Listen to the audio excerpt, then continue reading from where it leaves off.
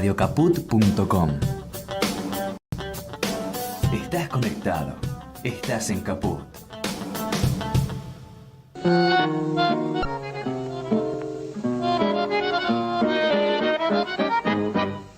La batalla del Prado.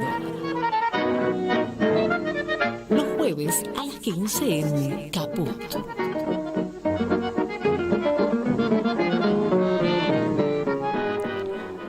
Bueno, y hoy es, como anunciaba ahí la locutora, hoy es un jueves, son las 15 horas. El jueves de hoy es el 14 de septiembre de 2023. Quiere decir, entre otras muchas cosas, quiere decir que ayer ocurrió algo muy importante, que fue que se murió Pepe Soriano, nada menos. Y quiere decir que en esta semana hemos perdido a otro gran argentino, otro gran compatriota, que fue Marcelo Simón.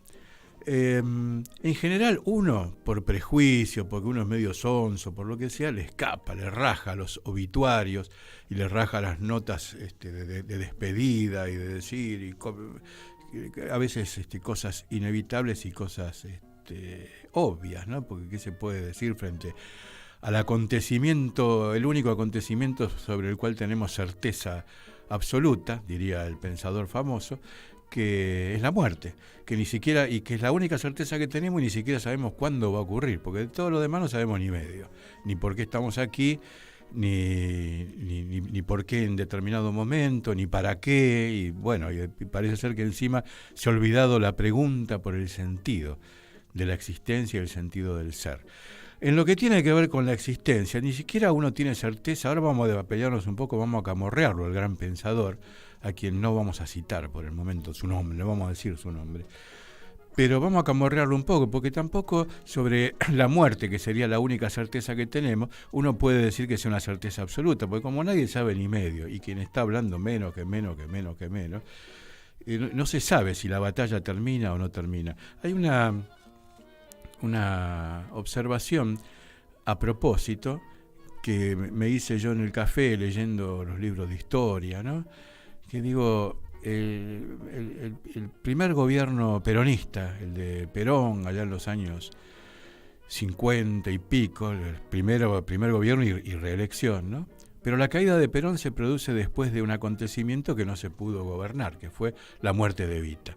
Murió Evita y automáticamente, con la caída de la jefa espiritual de la nación y con una de las actitudes de Evita, que era mantener a raya a los cuervos, como le dirían los de Huracán, a los sacerdotes católicos de San Lorenzo de Almagro, Evita los tenía a raya, y ahí quedó una comandancia vacante al morir Evita, y bueno, se apropió la oligarquía de la Iglesia Católica o de su jerarquía como instrumento para justificar, para camuflar, para usarlo como mascarón de prueba de un golpe, salvando las distancias, un poco como hoy se pone el esperpento de Milei como mascarón de prueba de quién sabe qué fuerzas que lo están impulsando o conduciendo o haciéndole la jefatura, porque a la vista está que su candidata, Villarruel, su candidata a vicepresidenta, ella es más diáfana con la cuestión de explicitar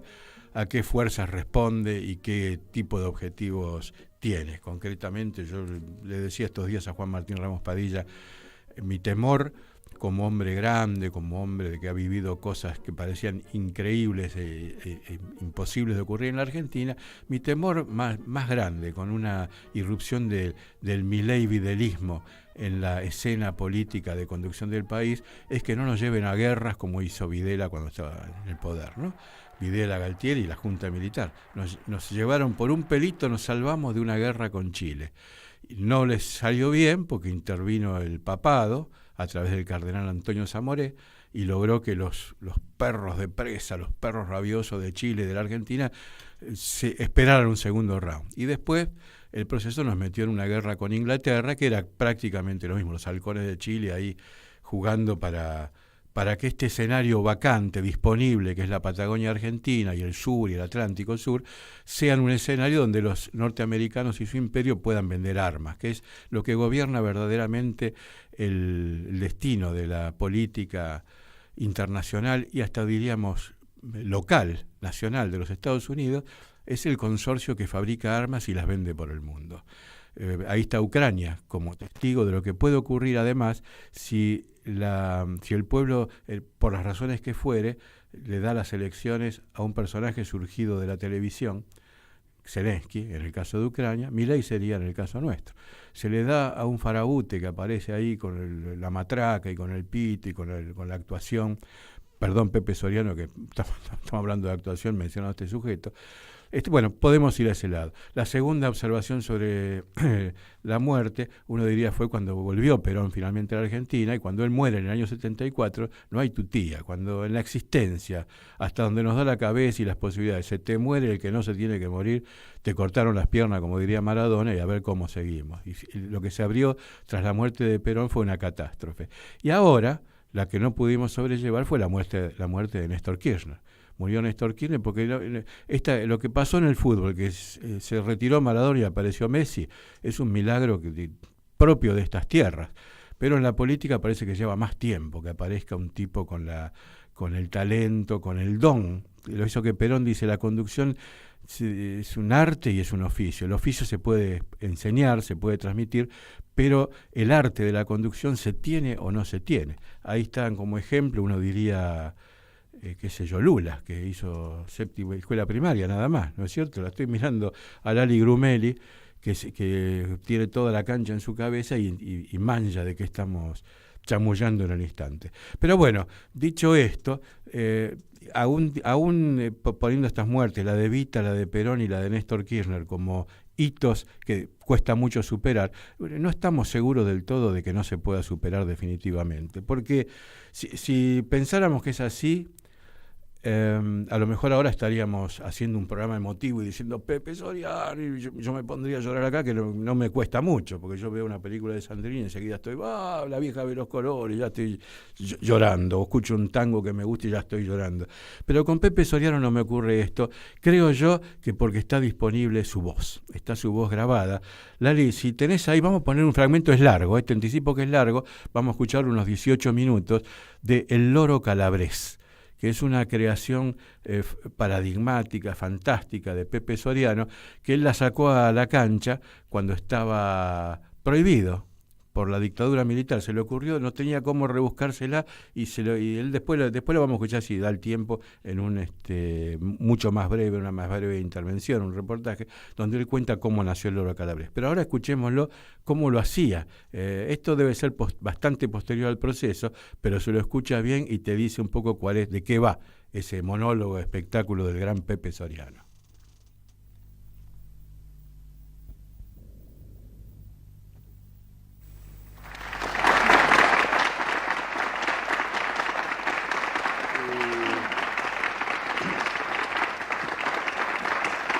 Ya estaba jugado, inevitablemente. Esta broma, este chiste del cuento de Caperucita Roja, por ver qué pasa, hizo que yo abandonara mis estudios de Derecho y me metiera en un mundo del cual ya nunca quise salir. Y fui actor. Y recorrí hasta el día de hoy un considerable camino que en lo explícito es más o menos reconocible, aunque fragmentado, supongo. Pero bueno, de todas maneras, tuve algún éxito, tuve varios fracasos, rotundos, de esos bien gordos, de los cuales generalmente la gente no se entera, porque como no va... Pero llegado a este punto de la narración, debo decir, para tener rigor con los hechos, que este camino realizado hasta el día de hoy únicamente por un acto de omnipotencia, yo podría decir que lo hice gracias a mi fe, a mi dedicación al trabajo, a mi investigación y posiblemente a mi talento si lo tuviere. Y hasta aquí planteados los hechos, son hechos de vida. Pero todo hecho de vida va acompañado por un hecho de muerte. Todo el mundo carga con sus propias vidas y sus propias muertes. ¿Por qué tendría que ser yo la excepción? Recorrí otro camino, pero este solo. Y hubo gente que quiso ayudarme, y yo no estaba en condiciones de recibir ayuda, sino muy hacia el final, felizmente para mí. Recorrí un muy largo y muy doloroso camino que tal vez abarque mi existencia misma como persona, con un fuerte acento de esta tarea de ser actor. Esa enorme mesa a la que yo hago referencia en alguno de mis cuentos, en la realidad existe. Pero en esa mesa no se sienta una imagen dorada a la hoja de un señor, en este caso actor llamado Pepe Soriano, sino que en esa mesa se sientan y conviven varios Pepes. Y está Pepe el mejor, y es cierto. Y está Pepe el peor, y también es cierto. Y está Pepe el sublime, y está Pepe el siniestro, y está Pepe el infantil, y algunas veces también Pepe el adulto. Y en esta enorme mesa, donde los personajes, luchando por lograr una primacía, se debatieron durante años, un día en esta lucha entre todos, me llevaron a la locura. Cuando yo hablo de la locura no hago referencia al que se enoja y grita, porque la gente generalmente cuando se enoja dice, grita, dice ese loco. No, no, no, no. Estoy hablando de la pérdida de la conciencia, que es como la muerte misma. Porque cuando uno no puede registrar más todas las manos, cuando uno no puede registrar más todos los ojos, cuando uno no puede registrar más todos los sentimientos, es estar muerto en vida. Y volví, felizmente para mí, volví modificado. Y en esta ida y en esta vuelta de mi cordura a mi locura, de mi vida hacia mi muerte y retorno, tuve que enfrentarme con toda la problemática de mi vida, inevitablemente. Y aparecieron como millones de diapositivas, como una película, todos los hechos de mi vida, básicamente los problemas de mi vanidad, pero de mi vanidad como persona, en todo caso exacerbada por esta condición de ser actor, los problemas de mi omnipotencia, de este llegar a creer que uno es el ombligo del mundo, que lo único importante, lo único trascendente que hay sobre la tierra es uno con sus actos, que lo de los demás no sirve, porque los demás no existen, y si existen son idiotas, porque si uno habla el mundo estalla en pedazos, porque si uno calla el mundo estalla en pedazos. Y de repente, aún un día lo bajan del pedestal y lo llevan de la omnipotencia a la impotencia, y de repente uno descubre la perogrullada de que el mundo realmente sigue andando con uno, sin uno, con la ausencia de uno y con la presencia de uno. Y esto duele, es visceral, porque en ese momento uno pierde la condición de ser Dios y de repente adquiere la pequeña condición de ser un hombre. Y cuando uno descubre ya que no es Dios, que es nada más que esta pequeña y grande cosa que es un hombre, más allá de la soledad ontológica que a uno lo acompaña, uno empieza a mirar alrededor y ve gente. Y de repente descubre que más allá de los colores de los pelos, que más allá de la ropa, la gente en esencia se parece demasiado a uno, felizmente, y que uno se parece a la gente. Y entonces empieza a sentir la necesidad de acompañar y empieza a exigir también ser acompañado hasta el final. de todo este proceso que yo viví, de mi cordura, de mi locura, yo quise rescatar como testimonio y para la reflexión algunos momentos de mi vida en lo personal y algunos momentos de mi vida en lo actoral. Mi vida en lo personal, entre los 5 y los 15 años, que es ese periodo en que yo digo que un ser humano queda marcado a fuego, transcurrió emocionalmente en el Colegio León 13 de la calle Dorrego, frente a mi casa. Allí me enseñaron y allí aprendí. Y también es cierto que a lo largo de mi vida muchas cosas olvidé. Pero con lo allí enseñado, con lo allí aprendido y también con lo que olvidé a lo largo de mi vida, todo esto fue conformando una problemática. Y esta problemática encontró un punto detonante, curiosamente, en un hecho de ficción, que sucedió en el mismo medio por el que me estoy expresando, en la televisión. Este hecho de ficción narraba una historia de amor y de locura, pero esta historia de amor y de locura llevaba implícito el acto premonitorio de mi propia locura, la que se iba a manifestar en la realidad años después. El personaje que yo daba vida en la televisión se llamaba Elías, y Elías era un desesperado buscando los canales expresivos para dar su amor. Y andaba por las calles como un ángel, tocando a la gente, acariciándola, diciéndole hermano. Palabra esotérica hoy en día, decía hermano. Y precisamente en una misa, cuando el sacerdote invita a darse la paz, Elías, la gente se toma de las manos y él empezó a mirar alrededor, encontró los ojos de una mujer y empezó a acariciarle los ojos. El hombre que estaba con la mujer le sacó la mano de la cara, le dijo, oiga, usted a mi mujer no la toca. Tu mujer,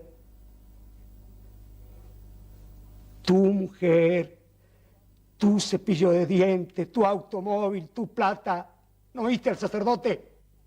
Es mi hermana. Y lo metieron preso. Y salió, y segunda vez, y tercera vez, y cuarta vez. Y a la cuarta vez le hicieron un expediente por vagabundeo y lo derivaron al entonces Hospicio de la Merced, lugar en el que murió.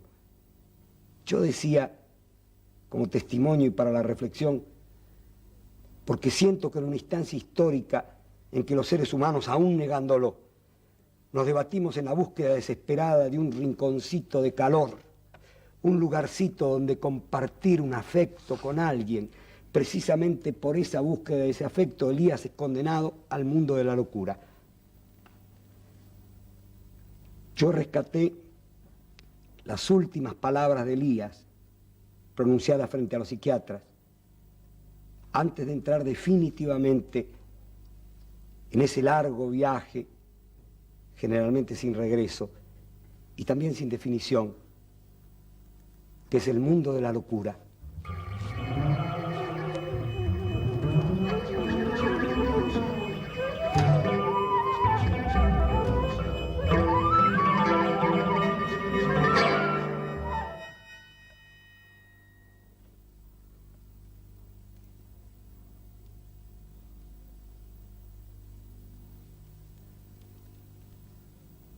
Yo lo sé.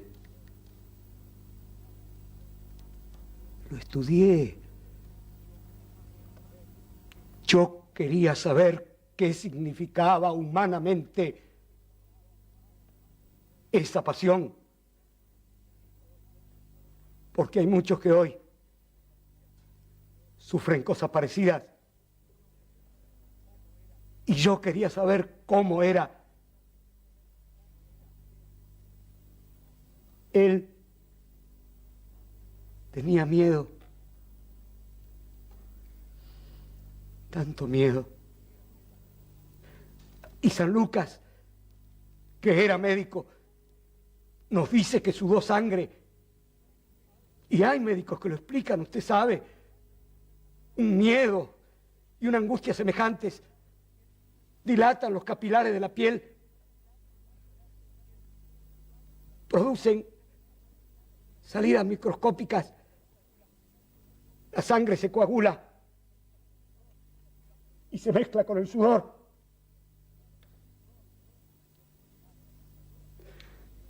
Tenía tanto miedo y lo flagelaron con los los flagrum, un mango de madera, tiras de cuero y en la punta huesitos de carnero. Y él desnudo, totalmente desnudo, y le abrieron el cuerpo con esas horribles herramientas romanas y la corona de espinas, 5 centímetros de púa dura como el acero. Y cualquier estudiante de medicina sabe que esta zona es riquísima en terminaciones nerviosas. Y esa corona tenía miles de púas así. Y todos pasan, lo escupen y se burlan de su fe en nosotros y en la vida. Y cada uno le da un bastonazo. Golpeaban a matar. Y esos golpes, además de doler y humillar, alteran la orientación y el equilibrio. Y así lo sacaron y lo hicieron cargar con la cruz. El cuerpo está colgado de los hombros. Entonces los clavos no podían ir en las manos porque las palmas se hubiesen desgarrado. Pero aquí hay 2 huesos sólidos y un clavo entra justo allí. Pero además allí hay un tronco nervioso de este grosor y eso produce un dolor eléctrico espantoso. Y allí está el Señor Jesús, colgado como una res viva, el cuerpo cubierto de moscas pegadas a las llagas. Todos los músculos del cuerpo están sosteniendo la respiración. Entonces el hombre se apoya en sus pies, se alza y respira. Pero un nuevo dolor y más profundo lo traspasa y se afloja. Pero se asfixia. Porque un crucificado muere por asfixia lenta. Y así durante horas. Cuando mi pobrecito querido dijo por fin, todo ha terminado, apenas debía tener un hilo de voz audible por los coágulos en la boca. Eso hicieron con él. Por favor. Por favor. ¡No más shock eléctrico!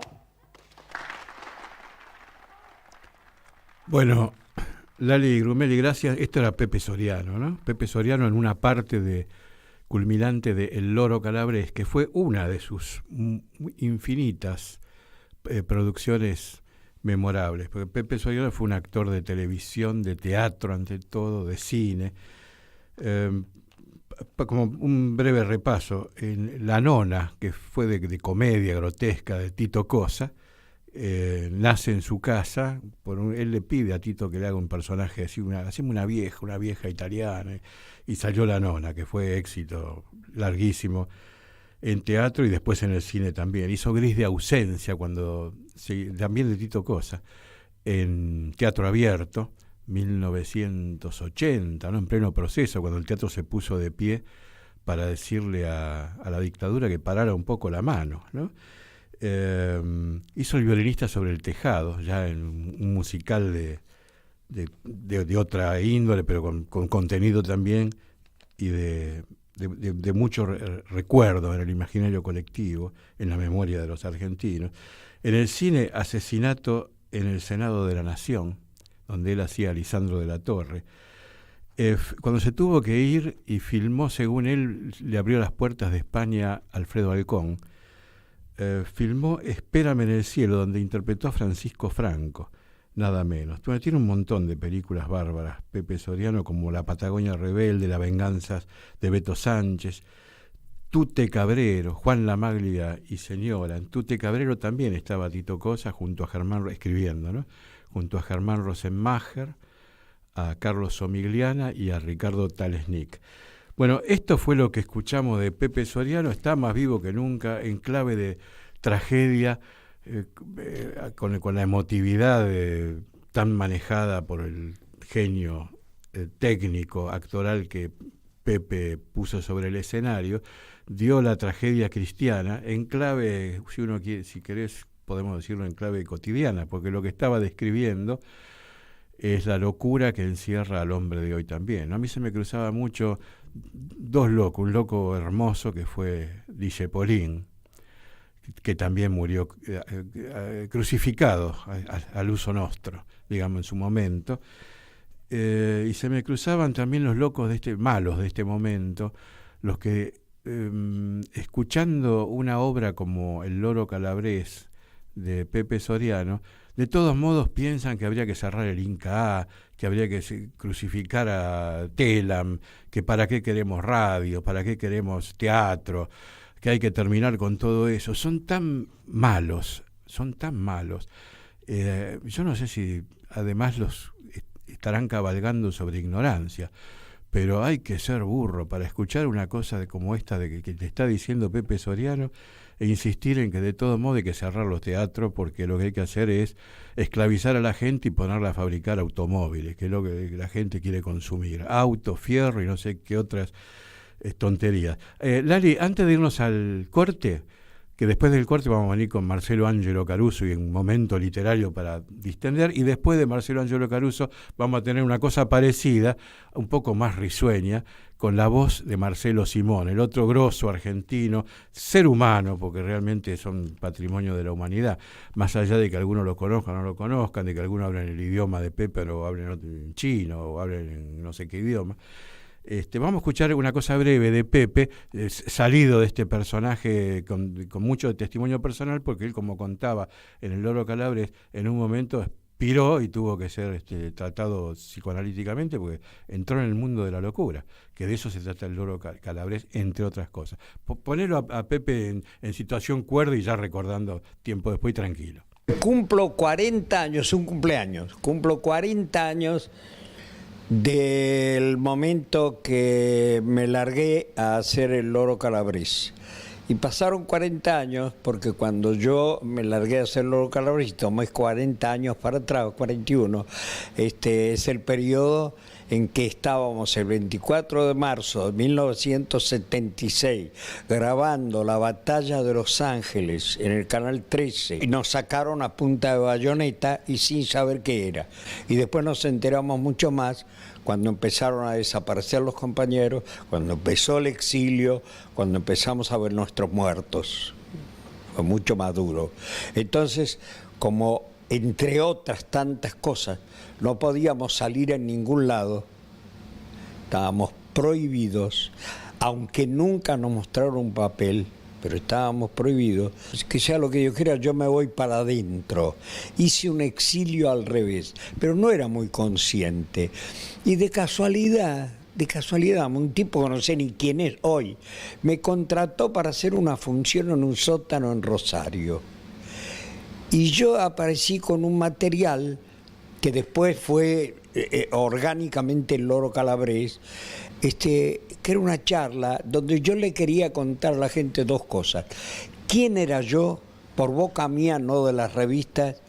¿Y qué es lo que yo había hecho en mi vida como actor, por boca mía y no por las revistas? Bueno, Lali, nos vamos al corte prometido. Chau, Pepe Soriano, la seguimos, hay mucho tuyo disponible en YouTube, en cine, por todos lados, en Internet, y también en Teatrix hay alguna obra tuya. La última que tuvimos la suerte de ver fue El Padre, donde hacías de un viejo, porque ya estabas en estos días cumpliendo 94 años, también se te fue un poco la mano. Yo pienso vivir hasta los 100, pero me parece que vos por tu generación podías haberte retirado antes. Ahora, en El Padre, que fue hace poco, te mandaste una actuación extraordinaria, incluso bailando tap. Yo no sé cómo hacer yo que no puedo correr el colectivo. Vamos al corte y volvemos con Marcelo Ángelo Caruso y un momento de literatura. En Caput pasan cosas. Radio Caput. Estamos conversando con Eugenio Raúl Zaffaroni. Si finalmente las urnas pidieran que estas personas se fueran en el 2019, si llegamos al 2019. No lo sé, depende de la rapidez con que entra en crisis el programa económico. Depende de eso. No va a depender de nada político. Lo que yo diga, lo que diga cualquier partido político, etcétera, que quiere que llegue, que no llegue. Yo quisiera que se fueran lo antes posible, porque así hacen menos daño. Pero bueno, eso es un deseo personal, pero eso no tiene nada que ver, ni lo que pasa en el campo político va a tener absolutamente nada que ver. Lo decisivo va a ser la crisis del programa económico inviable. Programa económico inviable. Esas cosas que pasan. Radio Caput. ¿Querés arrancar la mañana bien informado? Infosiberia, las noticias en tu celular. Mandá un mensaje de WhatsApp al 11 3205 8813 y recibilo gratis todas las mañanas. Telam. 78 años de historia avalan nuestro presente. Proyectan nuestro futuro. Telam. Tan nuestra. Tan argentina. www.telam.com.ar. Noticias. Política. Massa dijo que en las próximas elecciones se discute si los argentinos son parte del futuro o son abandonados a su suerte. El ministro de Economía y candidato a presidente de Unión por la Patria así lo afirmó al participar de un acto de entrega de 500 viviendas en el barrio Los Colorados en La Rioja. En ese marco, consideró que propuestas como las de Javier Milei buscan eliminar los beneficios del Estado a los laburantes, jubilados y trabajadores. Digo estas cosas porque me parece importante que sepan qué significa en la vida de todos los días esto de andar diciendo por ahí, en nombre de la libertad, que van a eliminar la presencia del Estado. No eliminan la presencia del Estado, eliminan los beneficios del Estado a los laburantes, a los jubilados, a los trabajadores, eliminan la inversión para incorporar al norte argentino, que hace años que viene postergado. Río Negro. Por una alerta meteorológico, cierran sendas y caminos en el Parque Nacional Nahuel Huapi. La medida fue dispuesta para la región que está siendo afectada por fuertes vientos y lluvias. Las autoridades solicitaron a prestadores y excursiones tomar todos los recaudos pertinentes y a los particulares evitar circular por la zona protegida. Más información en telam.com.ar.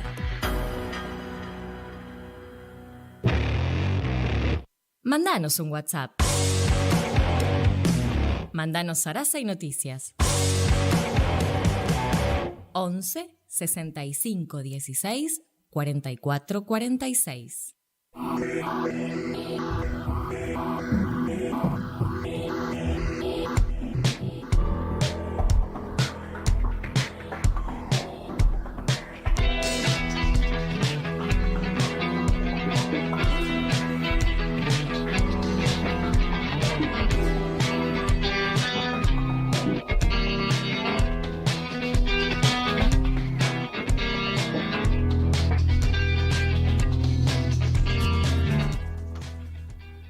En cuanto el cantante diga apaguen todo, le damos paso, ahí está, le damos paso a Marcelo Ángelo Caruso. Hola Marcelo, ¿estás listo con tus libros ahí? ¿Cómo te va?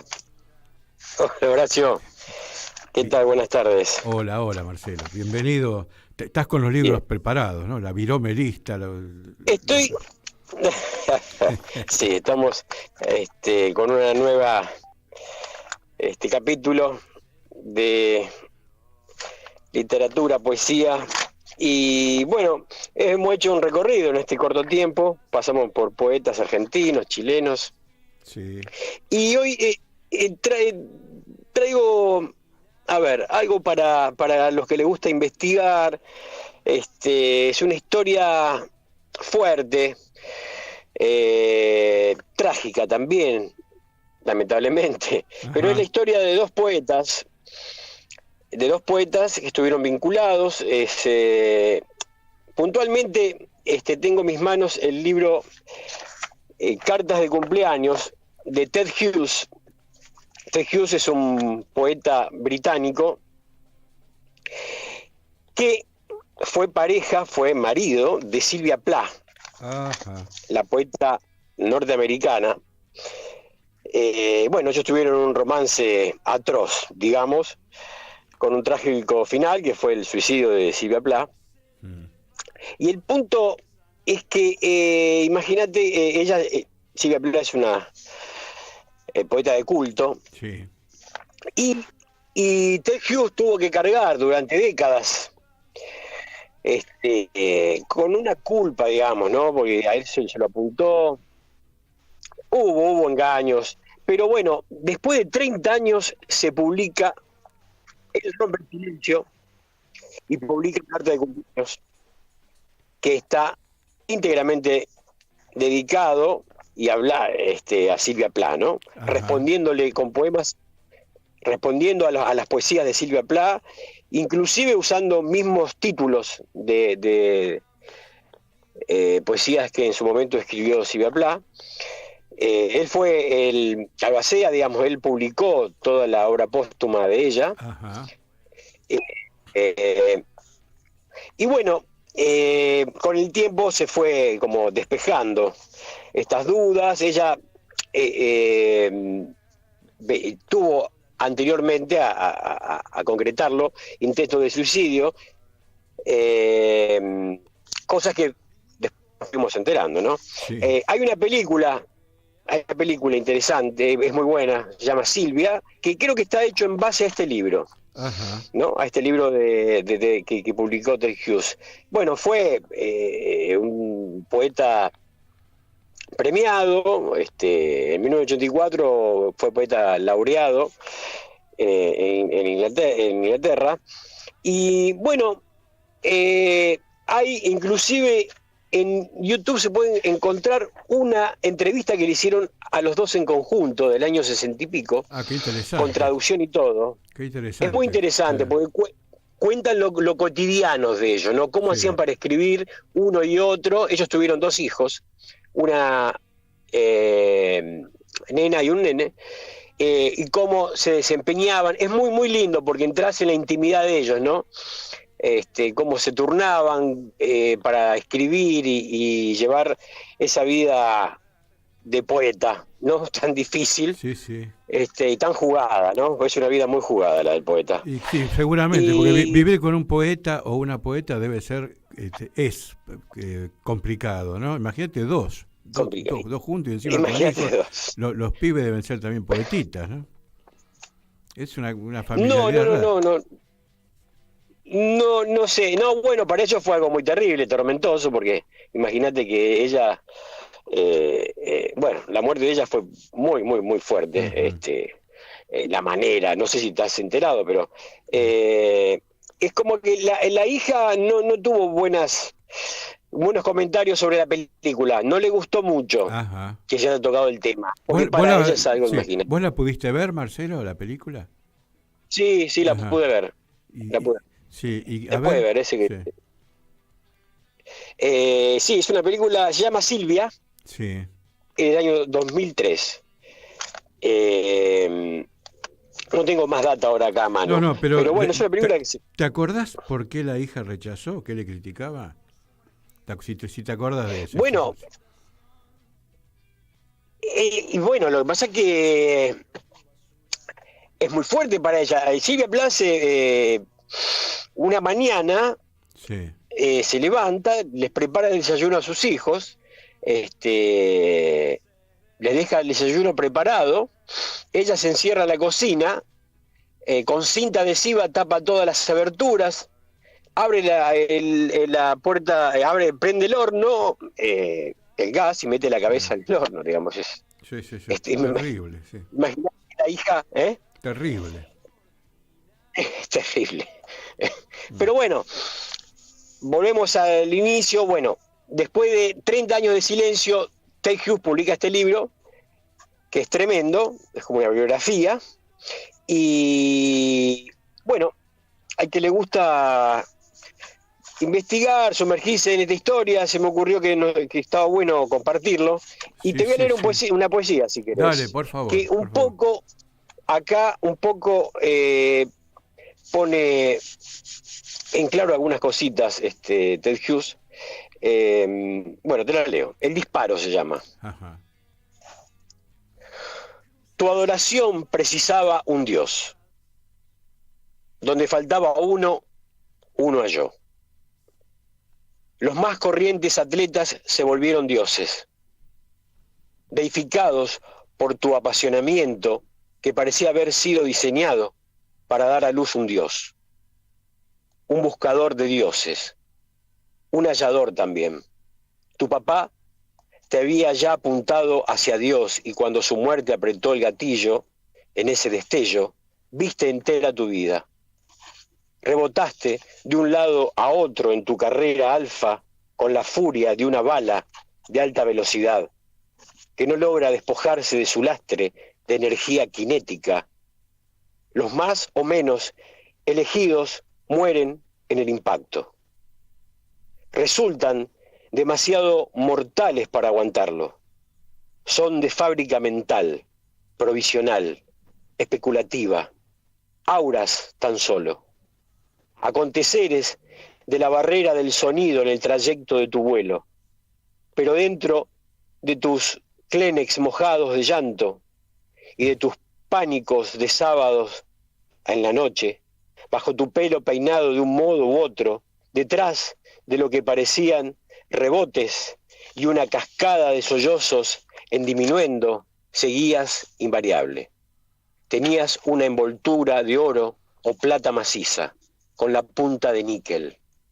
Trayectoria perfecta, como atravesando el éter, hasta la cicatriz de tu mejilla, que parecía un corte filoso de hormigón, sirvió como el cañón de un rifle a mantenerte recta, hasta que tu verdadero objetivo se escondió detrás mío, tu papá, el Dios con la pistola humeante. Durante largo tiempo, indefinido como bruma, ni siquiera supe que habías sido alcanzado o que me habías atravesado limpiamente, para enterrarte al fin en el corazón del Dios. En mi posición, un curandero adecuado podría haberte agarrado al vuelo con sus manos desnudas, pasándote luego de una a otra mientras te enfriabas, sin Dios, feliz, tranquila. Conseguí 1 millón de tu pelo, tu camisón, tu reloj y tu anillo. Ted Hughes. Qué bárbaro. ¿Esto es para ella? ¿Para Silvia Plath? Eso es para ella, sí. Es bárbaro. El libro prácticamente es la contestación y la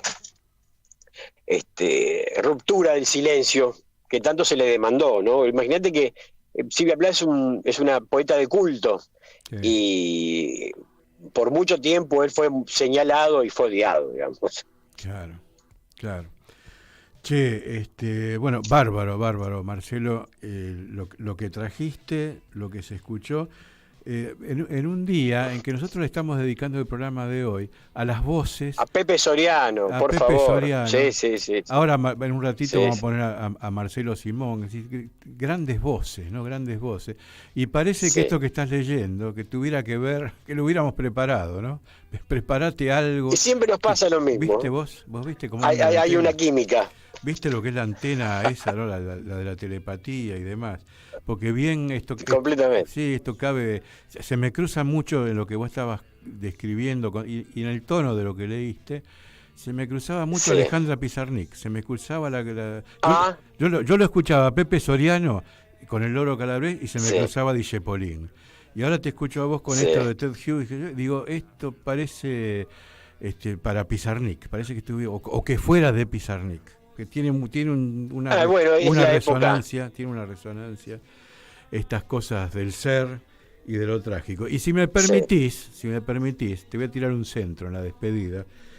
Me pareció además de muy bien elegido, y me pareció muy bien leído. Así que bancate un elogio, te tiran un centro para que la cabecees. Muy bien leído, Marcelo Ángelo Caruso.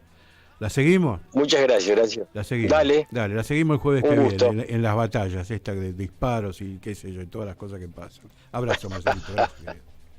Chao, Horacio. Abrazo grande para todos. Subirle un poquito el tono, apaguen todo.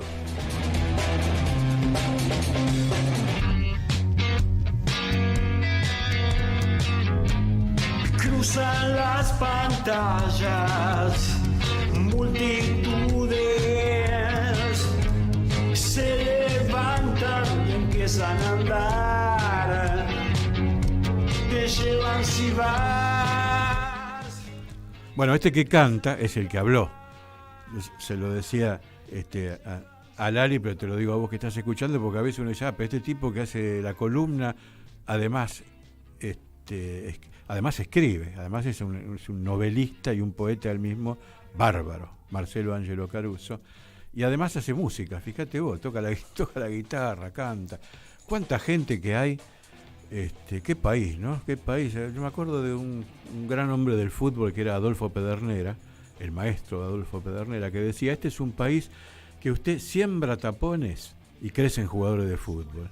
Y parafraseando a don Adolfo, al maestro Adolfo, diría que en cualquier lugar que uno tira algo en la Argentina crece cosa humana, tipos que saben hacer bien las cosas y que siempre traen novedad y siempre sorprenden y son siempre uno mejor que el otro.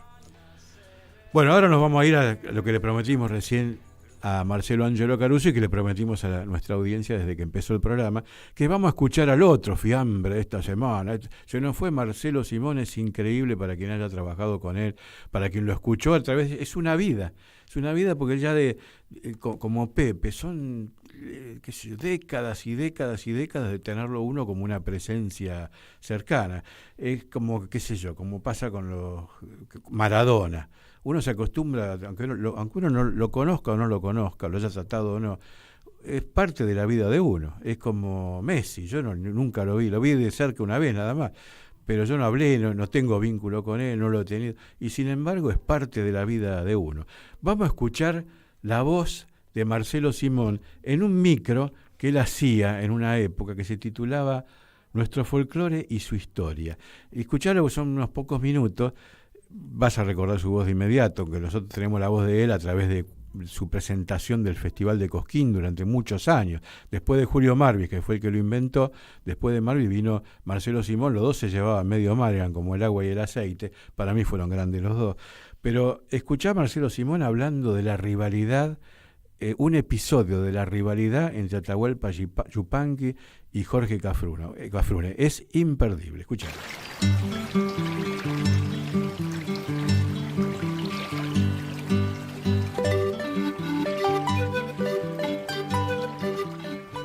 Bueno, la primera cosa que se me ocurre con la barba crecida y las ideas deprimidas es en esta especie de dicotomía, hablar de folclore desde un club. Bueno, una cosa que habría que pensar es que también la palabra folclore es una palabra que ha venido de Inglaterra, ¿no? Donde lo inventó William Thoms, como sabemos. Estas cosas le divertían a Yupanqui, a Atahualpa, que era un diletante de la ciencia del folclore y de la literatura en general y de la antropología particularmente, en este costado más o menos romántico que ocupa el folclore. Yupanqui fue muy duro con Cafrune. El primer tema que me anoté para conversar es de la relación curiosa, difícil, renqueante que había entre Atahualpa Yupanqui y Jorge Cafrune. Era muy duro Atahualpa, que posiblemente haya sido nuestro más grande folclorista y uno de nuestros más grandes literatos, pero era duro, deliberadamente duro con Atahualpa. Los dos me han contado anécdotas parecidas, por ejemplo una respecto a Atahualpa, que era quejoso, porque era un hombre que vivía con lo justo, ganó bien, pero vivía con lo justo, no tenía auto. Tuvo un auto, pero Nené, su mujer, no quería que manejara. Y no tenía auto para ir al Cerro Colorado y Cafrune se ofreció a llevarlo, es más, cargó su propio auto, tenía varios, Jorge, con cajas y cajas de vino para ir con Donata hasta el Cerro Colorado. Y los dos me contaron la historia. A mitad de camino, Yupanqui le dijo, no sé por qué usted se queja tanto de mí, Atahualpa. Yo estoy dispuesto a morir por el folclore, a dar mi vida por el folclore. Lo decía en serio, tal vez agregándole un patetismo innecesario, pero él sentía esto. Jorge el jujeño sentía esto. Y ahí Atahualpa, que era un zorro tan inteligente, tan brillante, tan sardónico, le dijo, ahí le doy la razón. Yo sé que usted sería capaz de morir por el folclore. Y bueno, por fin me acepta una, Donata, le dijo Cafrune. Y Yupanqui completó la frase diciendo, siempre que tenga público para que le aplauda la agonía. Ahora el que habla es Yupanqui. Dice, me asusté, usted sabe, paisano, me asusté. Empezó a golpear el volante y yo empecé a bichar a ver dónde me tiraba del auto. En los Cardales, yo fui con mi mujer de entonces, que era Norma Viola, me contó, le pregunté a Cafrune y me contó exactamente la misma anécdota, que habla bien y mal de los dos, ¿no? Atahualpa, para completar el retrato, alguna vez me dijo, estábamos en la provincia de Santa Cruz, en Río Gallegos, con un grupo de gente, y me dijo un sobrenombre muy duro que le había puesto a Cafrune, que no voy a repetir aquí. Pero, de todas maneras, imagino si hay cielo, y si hay cielo para ellos dos, que tenían bastante de diablo los dos, seguramente estarán juntos ahora como participando de una tomadita de vino en el club de los amigos. Bueno, la voz inconfundible del gran Marcelo Simón.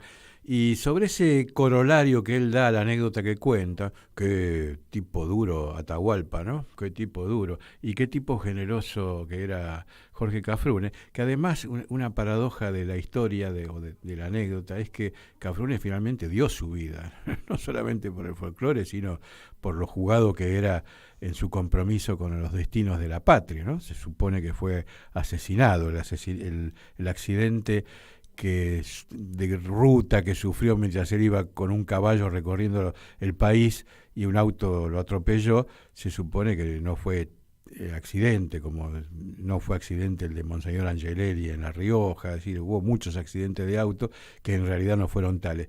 Lalis, fíjate si ponemos la canción que canta Jorge Cafrune, de autoría de Atahualpa Yupanqui, lo cual habla del genio de ambos contendientes en esa anécdota que recién contaba Marcelo Simón.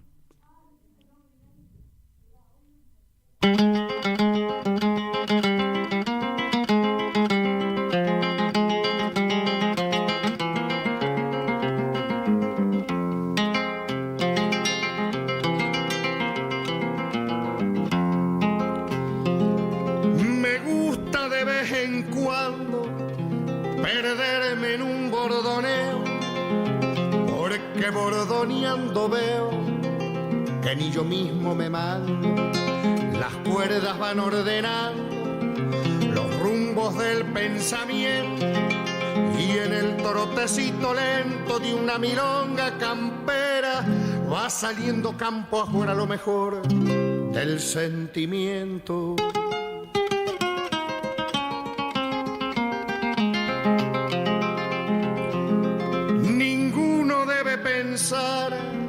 Que vengo en son de revancha, no es mi culpa si en la cancha tengo con qué galopear.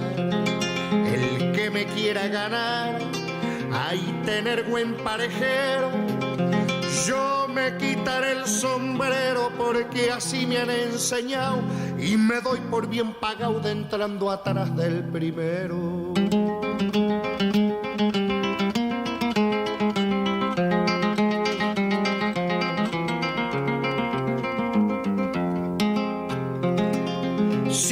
siempre bajito he cantado, porque gritando no me hay. Grito al montar a caballo si en la caña me he bandeado, pero tratando un verseado, ande se cuenta en quebranto.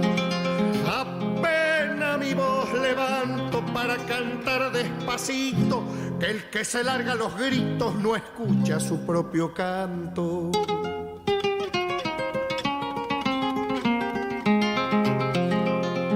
Toda la noche he cantado con el alma estremecida, que el canto es la abierta herida de un sentimiento sagrado. A nadie tengo a mi lado porque no busco piedad, desprecio la caridad por la vergüenza que encierra. Soy como el león de la sierra, vivo y muero en soledad. Bueno, esto fue la Milonga del Solitario, cantada por Jorge Cafrune. El autor de letra y música es Atahualpa Yupanqui, ¿no? Como decía Marcelo Simón, probablemente el más grande de todos los compositores del folclore argentino, uno de los más grandes compositores del mundo de la música popular, y uno diría del mundo de la música, ¿no? Y entonces, en homenaje a Marcelo Simón, nosotros siempre nos vamos a veces con la cortina del programa, que es esa Palomita Blanca por Troilo Higuera, el vals de Anselmo Aieta. Otras veces elegimos El Pueblo Victorioso, el poema de Pablo Neruda, tan lindo, musicalizado y cantado por Víctor Heredia, una de sus primeras creaciones en la carrera de Víctor Heredia. Pero hoy, en honor a Marcelo Simón, nos vamos escuchando el Urpila, que es un gato de Manuel Gómez Carrillo, el gran santiagueño, el tremendo santiagueño. Y lo elegimos, ¿por qué razón? Porque algo de lo que hizo Marcelo, decíamos hace un ratito, fue dirigir durante años la FM Nacional Folclórica, ¿no? Ahí codo a codo con Pedro Patzer, en una banda estaba Omar Serazuolo en la folclórica, Blanca Rebori, hubo gente realmente muy grande trabajando. Y la cortina musical, el separador de todo el día, de las 24 horas de la FM Nacional Folclórica, era este tema, el Urpila o la Urpila. Ahí está, por Hilda Herrera. Un beso grande a Hilda Herrera.